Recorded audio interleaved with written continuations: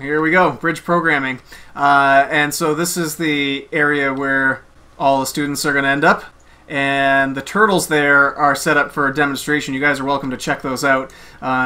What I'd be doing during this part is asking if anybody has just a guess about what's going to happen here, just looking at the code in any of those programs. You can kind of look at it piece by piece. I know that Elfie and Matt, you guys have already seen this before, but do the programs make sense to you?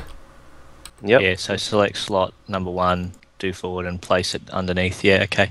So it's actually building the edge there. So you got the inner, so these 3 turtles on the inside are all the same, bridge inner, yeah. And the 2 outside turtles are the same, I'm guessing, bridge edge, yep. So it's going to make a pattern bridge of some sort. Yeah, just with different blocks in each one, right? Yep. And I have the build disallow blocks on there just so that the kids with itchy fingers don't accidentally run the turtles before we're done talking about them. But you guys can go ahead and run those turtles now. You can run the programs on them, and they should start moving. Oh, I hadn't tweaked that. Okay, cool. Okay. And most of the kids will notice that the ones on the edge are moving slower just because they're... they have more things to do, yeah. Exactly. And even that is something that they may not have thought about automatically. Right. Once the bridge is built, we end up on the other side. And the kids usually just jump right over the turtles once they're done and hop to the other side, which is totally acceptable. What you're looking at is an example of what I'm expecting all of the students to do, because there's some planning involved in a project like this. So where you are now, Matt, is building the prototype of the bridge. Just by hand, the kids are going to come up with their pattern. So it's kind of like we're backing up. And then what do you see in the chest? Is there anything in that chest? I think it's empty. Nope. Yeah. I didn't want people to get materials ahead of time. But when the kids get into their groups, they'll have all the tools and supplies they need. Gotcha. So what's going on here, Matt? These 6 rows. Okay, so it looks like each row represents one of the turtles, right? That's right. Okay, so, and then the students would have to figure out what pattern, what repeatable pattern is used to make these, right? And why do you think these are so much shorter than the big bridge to the side? Why are they only 3 or 4 blocks long? Because that's the part that needs to be repeated, right? Exactly. Elfie looks like he's catching up, just in time for the edge parts to finish. I still beat the turtles. You still beat the turtles, yeah. They are aptly named for sure. And then down over by the bricks, this is the testing area. And so after the program is split up into 6 pieces, you should have a clear idea what each turtle is going to be doing. From there, your job is to write the program for those. But you get to build it by hand first. So you'll use your actual Minecraft skills to design the bridge and kind of chunk it into little pieces. Okay. And then the programming challenge comes from there. Clear away some border blocks so that you guys can head up the ladder, and we're going to get you sorted into teams. Okay. That's going to be hard. We know what to do now? You guys can decide what team you want to be on. At the edge of this glass platform, there are some command blocks that will put you into your teams automatically. So you can just dive off the end. It's the educational version, so you won't get hurt or anything. All right. And then blue. All right, blue it is. So head to blue, Matt. And so now you're in stage 1. And what's your challenge here? Do you understand your job? Okay. We need to build our bridge, don't we? You need to build your bridge. A repeating pattern bridge. Right. Yep. Now, some of the parts of this that I haven't explained yet that I would with the kids, I'll just do this while you guys are getting your materials out of the chest. There's a minimum pattern length and a maximum pattern length, and they're indicated by the signs. Planning this map, I had to do a fair bit of math to make sure that the bridge length would work. And because of the way that the slots work in Turtles, a bridge that's shorter than 3 blocks ends up being it ends up using blocks too quickly, and you run out before you're able to get all the way across the body of water. And the maximum pattern length is also just to kind of keep things simple enough so the code doesn't get too big. So right now you guys get to design your bridge however you want. Okay, we can make it whatever I want. Oh, okay. Right. I'm like, As long how as do I it has remember what it's supposed to look like? As long as it has a repeating pattern. This is the part where you get to be creative. All Make right. it look like however you want, as long as you can explain where the patterns are. And What do you want guys to do, can Alfie? do that collaborative. All right, So do you want to do the same on each side, Matt, or do you want 6 different? I don't know. Like- It's up to you. You choose. Do we want to be nice and symmetrical or no? Well, why don't we leave the 2 sides different, Okay. and then we can write programs for each of our own sides if that makes sense. Okay. So you do 3, I do 3. So minimum pattern length is 3. Is that right? That's right. That's what it says over. Yeah. So each turtle's job has to go at least a width of 3. Okay. So if I just do that again, Right. that's okay for a pattern, isn't it? Perfect. Yep. Well, number 1 looks good and ready. Like, do we need to complete all the way out to the blue or just one Here pattern? you do. I want to make sure that you know how to repeat your pattern. Oh. Now, 2 and 3 are going to have some interesting questions to go with those, right? Why is that? Well, what is the length of that pattern? How many blocks is it? It's only 4. Okay, sure. Exactly. Yeah, you're very quick. And now, if you had said 2, I was that's not following the rules. I just about said 2, but well, I was actually going to come back through and do some changes to it anyway. Sure. Ooh. No, I don't want that one there. I want...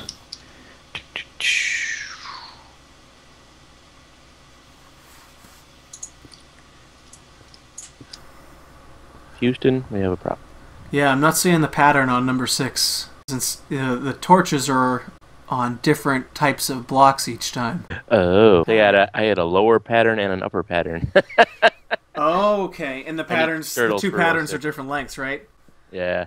That's going to be turtles. challenging. Mr. Harvey, I need 2 turtles. You're only going to get 6 turtles, so Right. the better way to do this would be to have 1 pattern for all of number 6. Yep. Okay, so what happens now, as soon as I see that you've got a bridge with a pattern on it, I will go ahead and clear your path to the next area. And what's all that stuff? Is that what fell out of the chest? You cleared the chest, yeah. Oh, apparently I cleared the chest out. You know, that never happened with the kids. They always made sure to completely empty the chest out. That nobody would ever leave anything in a chest. Now your task here is to take each of the patterns and build 1 iteration of the pattern. Oh my goodness. I gotta run all the way back here. Figure out what I did. That's right. Alright, I'm gonna actually set up my rows in my inventory to be the right way. Oh, there you go. Okay, oops, there. There's a little bit of repetition here, but it's also so that you can really... So that we know what we're building. Exactly. So, in case you just built it sort of haphazardly, this forces you to study the pattern well enough to make it again. And it's good having it there, I think, so that students can more easily refer And to it. And if I had a group of 6 students, say, 1 student can be responsible for 1 piece, and it makes it pretty easy to know what their job is. Now, actually, Alfie, you've done more than you need to for 1 and 2 over there. You're just going to build a single iteration. Oh, single iteration, okay. Yeah. So you can cut the first one in half, and you can take the last 2 blocks off of the second one. Because your turtle is only going to do the first 4. Yeah, exactly. Yep. So that's showing you the blocks that you need to worry about for gotcha. That turtle's pattern. Okay. I'm not seeing the same pattern for number 3, Elfie. Smooth cobble brick. Alright, I'm back. Smooth cobble brick? No, it's smooth cobble brick cobble. Smooth cobble brick. Ah, cobble. Smooth cobble brick cobble. Okay, yeah, gotcha. Bricks, I need another cobble on the end. Here's your pattern there. Like so. How'd we do, Mr. Teacher? That looks pretty good. I think we got it, yep. Yeah. lots of different patterns here. So I will clear your path to the next one. I'm not going to use the fill tool just in case. I don't want to accidentally destroy this chest because you still need access to it. Free sign for anybody who wants one. Yoink. All right, and in the chest, what do you see?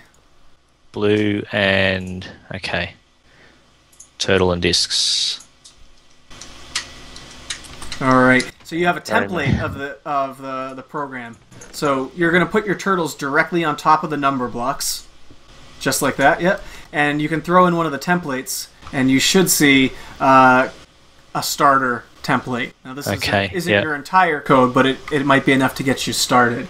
Okay. Yep. All right. So select slot 1. Okay, so I need to give this turtle things. Okay, so first thing I want to give it is cobble. Yeah, I just need to work out what's going in each slot. That's right. And that, isn't it? Stone bricks. And underneath that, no, that's going to go back to there. Okay. So those slots you're using are numbered 1, 2, 3. It looks like 5, 6, and 10. Yes. Okay. That's just for my head at the moment. Sure. Whether I leave them there or not is still up for decision. Because what I'm thinking is if I move him forward, drop a block. Yep. Can these guys build behind? Do they have a build behind? They a place don't. Behind? They don't. But what you could do is you could have them move backwards the whole time and place forwards. So if you start by spinning them rotate around, at the start, yes. Yeah. You'd have to make sure you put that outside of the loop. It's a while not loop, yeah. Okay. That's all right, I'll put it in there. Turn left, and then the loop.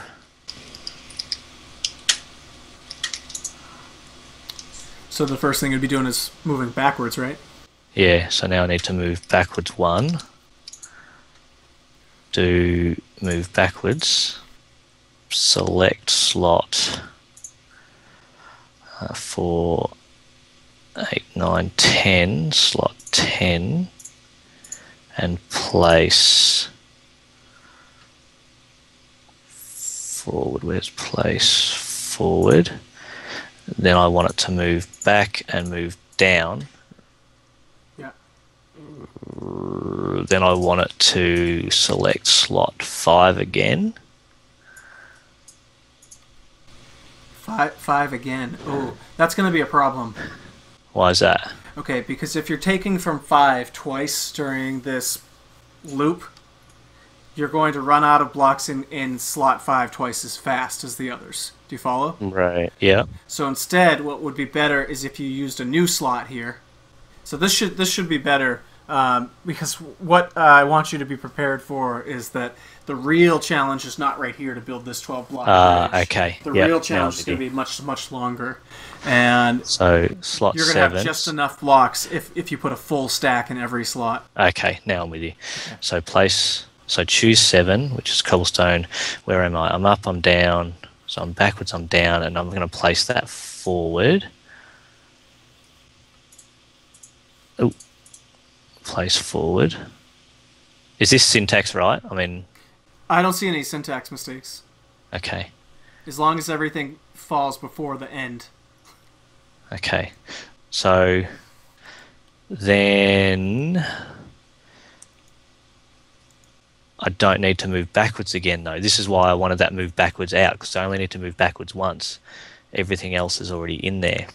Right. In terms of moving backwards, I think. You should be in the right spot, I think. So if I take that move backwards out of the loop, I think that's better. Does that make sense? I don't need that first move backwards to be looped. Right. I don't think. Well, so if I hit it gets play through this a couple of times, you'll find out if it works or not. So if I just hit play now and have a look at what it's actually doing.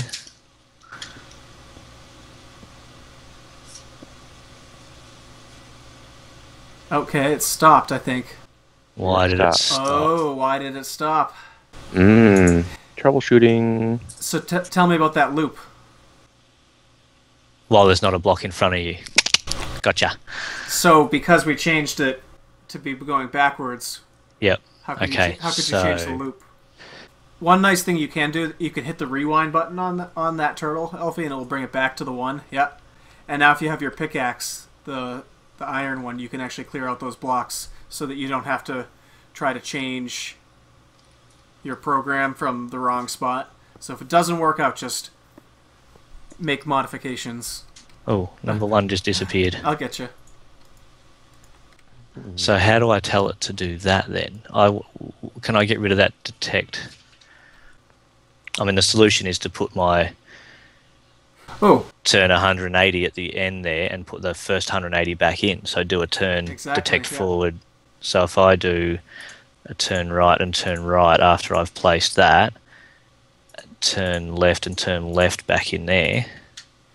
And instead of moving backwards at the beginning.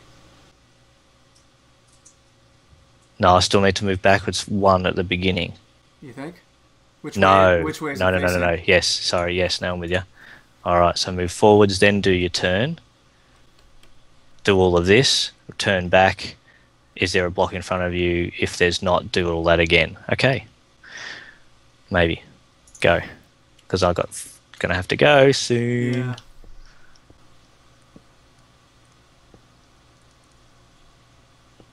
That was neat. It kind of looked like it was turning around to check. Just to check, yeah. Am I there? Nope. I think the kids are going to kick out of that too. Oh, that's pretty cool. It's a real, like, as silly as this sounds, it's a real sense of achievement. All right. Thanks for the rundown. I think this is actually a really good problem-solving activity to give. Absolutely. To give shout out. Like, I think that's a really good problem-solving activity, especially. I mean, I had you supporting me, right? But in a classroom setting, I think you could have kids supporting each other. So that problem solving that you were doing with B to get that program to run properly in terms of the rotation and checking forward and whatnot, I think we could have got there had Matt and I had more time. You said, what, 3 hours, 3 lessons or something, 3 hours? Yeah. So I think we probably would have got there on our own as such. It would have taken a bit longer, but I think we would have got there. So that sort of problem-solving thing, I think, is really cool. So, Matt, are you ready to run a program yet? I want to see one before I disappear. You've got a minute. Not to put the pressure on you or anything. Looks like 4 and 5 might be ready. Are they? Yeah, they should be. Do you want to run them so we can see what they do?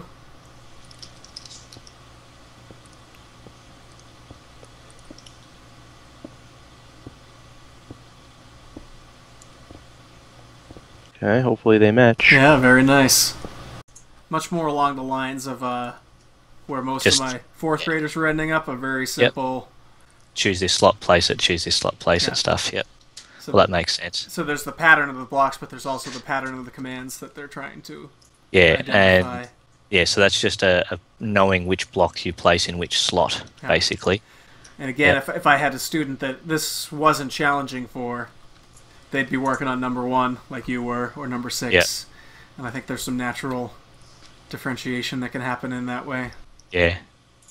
Here you go, Matt. I'll give you a whole heap of these. Because these might help you with your... Because I notice you haven't got any blocks in him. Yeah. Alright. Get that 6 to run. I want to see how you did with the harder one. I'm getting there. You got 30 seconds.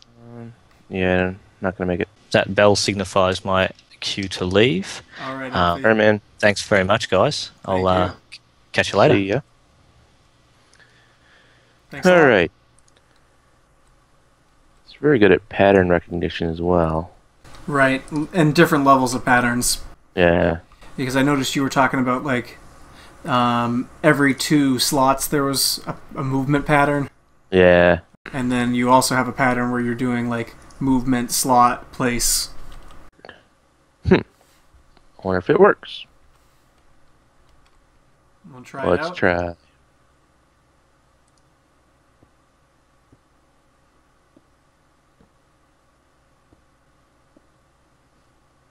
I think it shall work. The moment of truth is when it finishes the first iteration. Yeah. And I think... Oh. Here we go. We got a problem. So what happened there? The at the very end, I need to like reset it to being at the right level. Yep. Let's try now.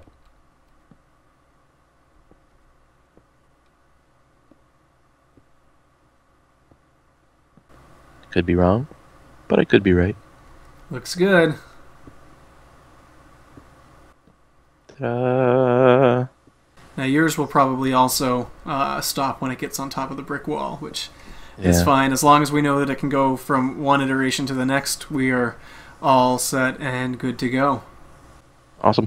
All right. And believe it or not, this isn't the end of the lesson. The next phase of this project is taking all the turtles and the discs to the real area, because this is kind of just a practice area where you can test it, and if something goes wrong, it's pretty easy to pull it back and fix it. Right. I'll show you the other area is where you're going to be testing. Okay. It's quite a ways off. I'm just going to zoom you over to me. Yes, please. Boom. And so if you look out over the water, you'll see you have the same exact situation, except now instead of 12 blocks across, Gotcha. I got lots. I believe it's 192 blocks across. Nice. Which conveniently is 64 times 3.